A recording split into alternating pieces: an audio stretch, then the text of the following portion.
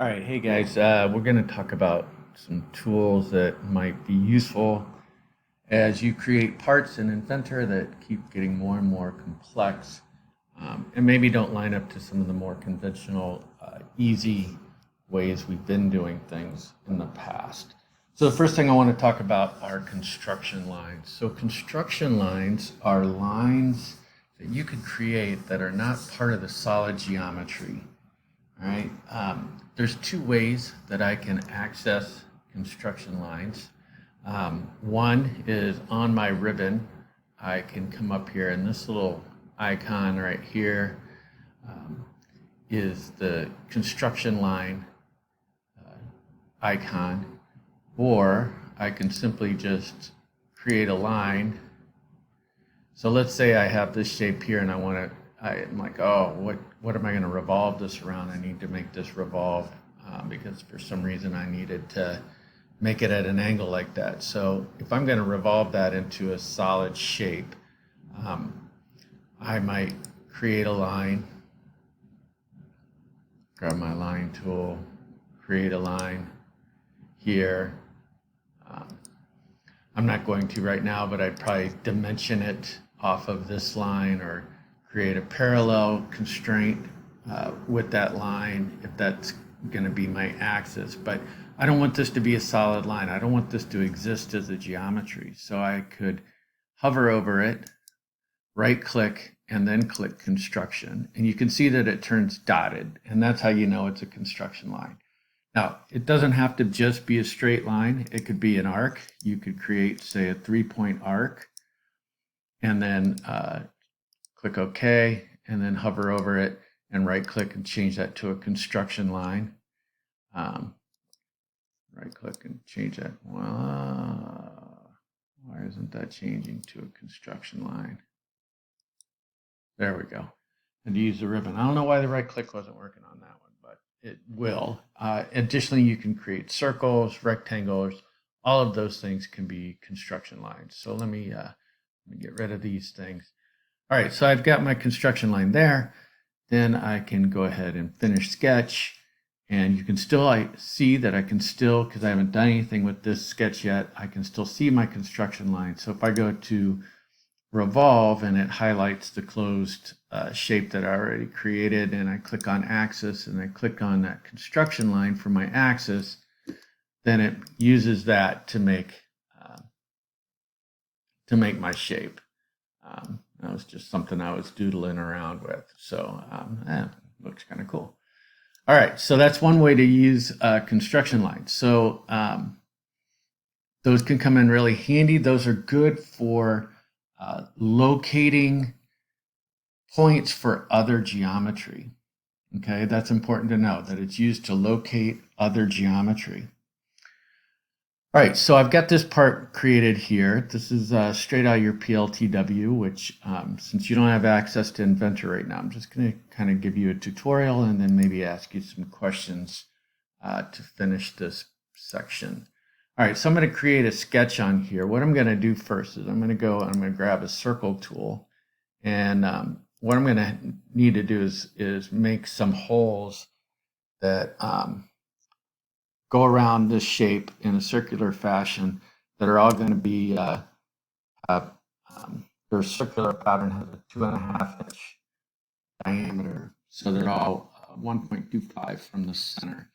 And I've created this circle using regular geometry, but I want to change the circle to construction geometry so that it doesn't interfere with any kind of perhaps future extruding or any of those sort of things. So then I'm going to go ahead and I'm going to grab the point tool, and I'm going to click right here. Now, another new tool for you guys is we're going to do a pattern. We're going to do a circular pattern. So you can see here on the ribbon, we have a pattern. We're going to go to circular pattern on this one. First thing it asks me to do right here is select a geometry. So I'm going to click on that point that I created there. And then for the axis, I can either click on the outside part of the circle or I can click on the center point. And it's going to say, do you want to go this way? You want to go counterclockwise? that doesn't really matter, but what does matter, in this case, I only want 5, I don't want 6, so I'm going to highlight that 6 over here. This is how many instances you want of that geometry. You can change whether you want it to go all the way around or some other angle that you want. I'm going to say that I want 5, and we're going to go all the way around, and that's okay. And so now I have 5 dots to go around that circle. I didn't have to measure those all out. They're all exactly 72 degrees from each other. That's exactly what I want. So at this point, I'm going to finish my sketch. And you can see I have that sketch there. Now we're going to start talking about the hole command. So up here on the ribbon, next to fillet, is a command that's called hole. All right, so when you first click on that, it's going to assume that you wanted every piece of geometry that you had, every point already highlighted. What I need to do is I'm pushing down the Shift key, and then I'm clicking on the center point of each one of these additional holes that I don't want. I only want the one. And I'm going to change this. So this is straight out of PLTW. The first one that it tells you is just a straight through hole. That hole should be 1/4 inch, not 3/8. So we're going to change that to 0.25. And it's supposed to go all the way through. Again, I'm just getting this right off of PLTW.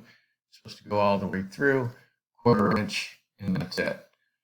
All right, now you notice that when I do that, all that, those construction lines went away. Where that went is it's inside of this hole over here on the browser.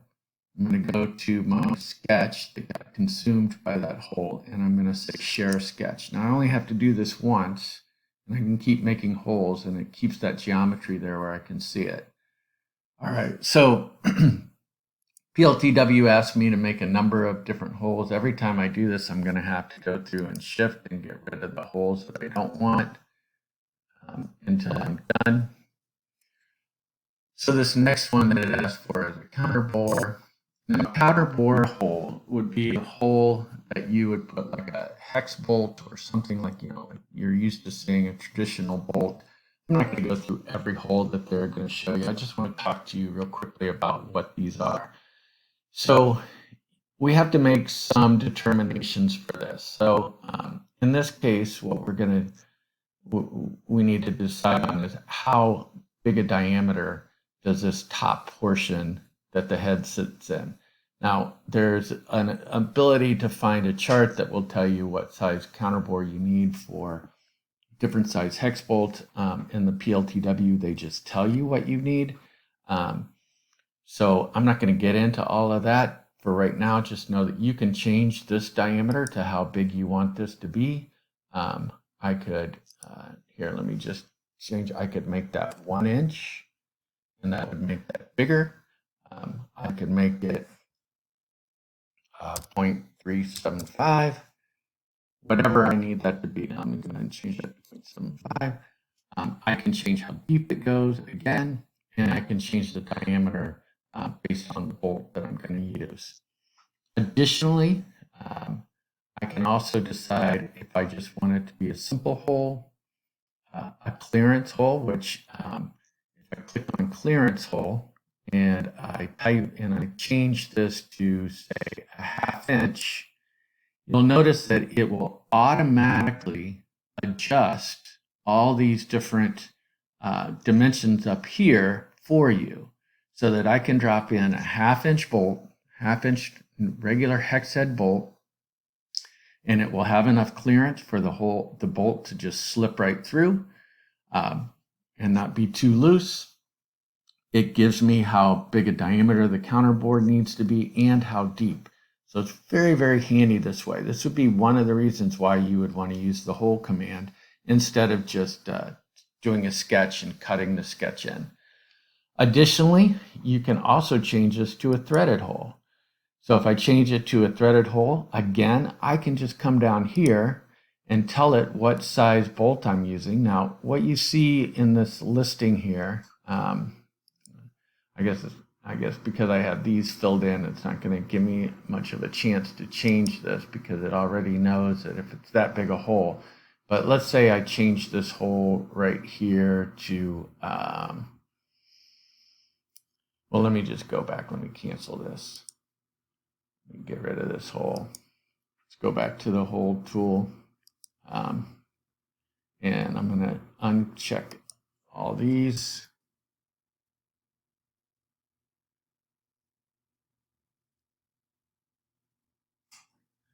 And we're going to change our diameter to, where's the diameter?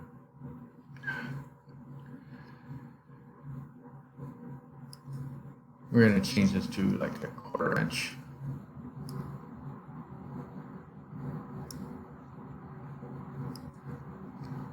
Where's that 1/4 inch? Right there. We're going to change this to a 1/4 inch. And you can see down here where it says 1/4 20.